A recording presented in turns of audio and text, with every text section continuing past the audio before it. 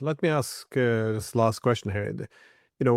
When you were there at the embassy in the 1960s, you guys found an end to the Cuban Missile Crisis. You and Reagan, you negotiated an end to the Cold War. Again, it was a diplomatic pathway there as well. How would you look at today's crisis, though, over Ukraine? How is it possible to resolve this war? Well, I think the only solution is going to be redrawing those borders. These are not, you might say, long-standing traditional borders of Ukraine. All that territory up until the end of the Cold War had been parts of other countries, other sovereign countries.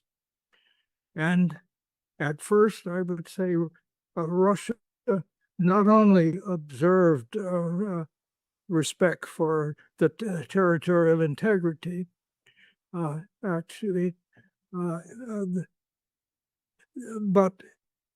the conditions for that, I think, were pretty clear, that Ukraine not become part of a hostile military alliance, so that to retain that, Ukraine had to stay out of NATO, and NATO had to avoid trying to bring them in.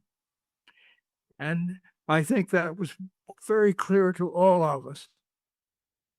When the whole question of NATO expansion came up in the late 1990s, I testified before the Congress of the United States to the Foreign Relations Committee in the Senate, headed at that time by Joseph Biden.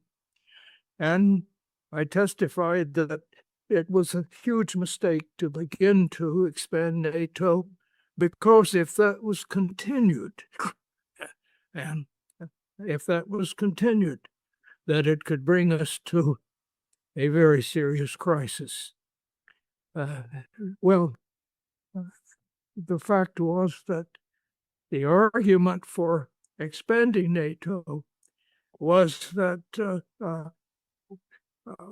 some would say out of area or out of business. In other words, we had to use it as an offensive alliance.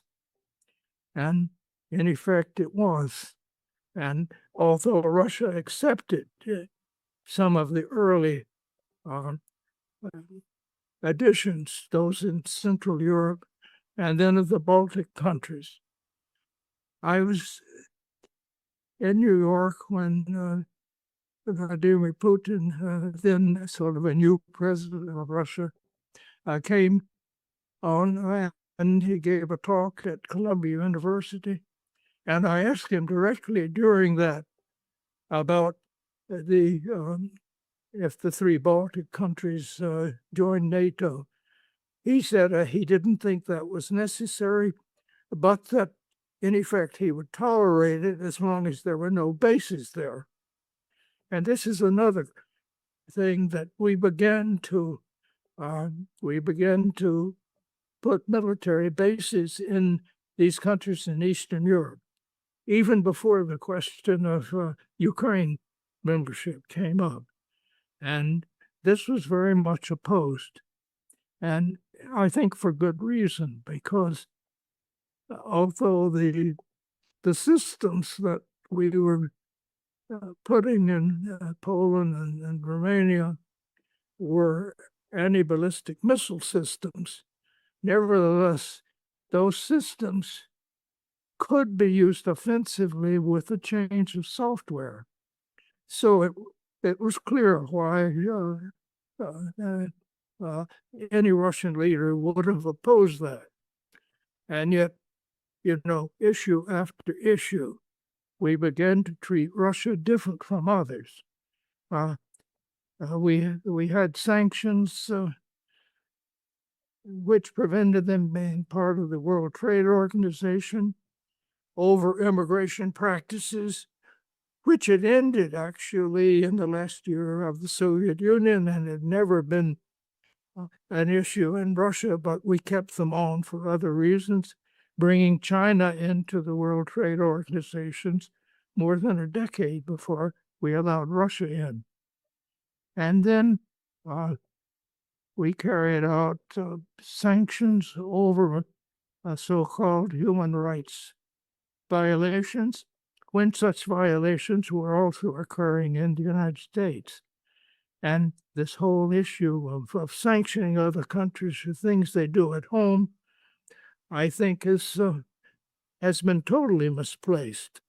And yet this is something that the Europeans are now carrying even further than the United States. And yet, obviously, much of German industry is not going to be competitive without, say, Russian gas. And to tolerate such things as the sabotage of the Nord Stream pipeline, just to deprive Russia of a market, I think violates sort of not only traditional international law, it violates, in my word, simply basic decency. And so this idea that Russia is the only aggressor and has to be sanctioned when the other countries are also carrying out arguably even more serious aggressions really baffles me. Not how anyone who really understands the history of these issues and what is involved can go this course. The only way, and as these wars go on, they become more and more difficult to settle, and you get more and more damage on all sides. And the point is that if miraculously the original borders of Ukraine could be restored, Ukraine could not rule those areas. It would be a tremendous instability. And anyone who knows this issue, I happen to know both the Russian and Ukrainian languages, and I'm familiar with the history of that area. It is something that right now the politicians totally ignore and totally distort. So, and this is to the damage of everybody involved. So the only way it's going to be solved is by Ukraine now relinquishing some of those territories. And, how much may be subject to negotiation. But the emotions are so hard on the side, and both sides have been so dug in trying to achieve something which is not achievable by the methods. Meanwhile, we see the Europeans putting more and more money into defense.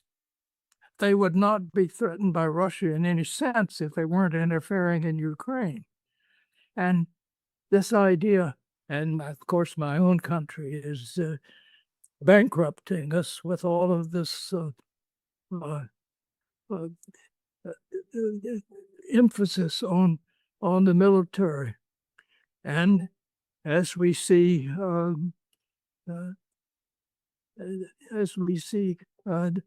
further developments, we are seeing more and more means of destruction, and of course, which, if continued, is simply not sustainable.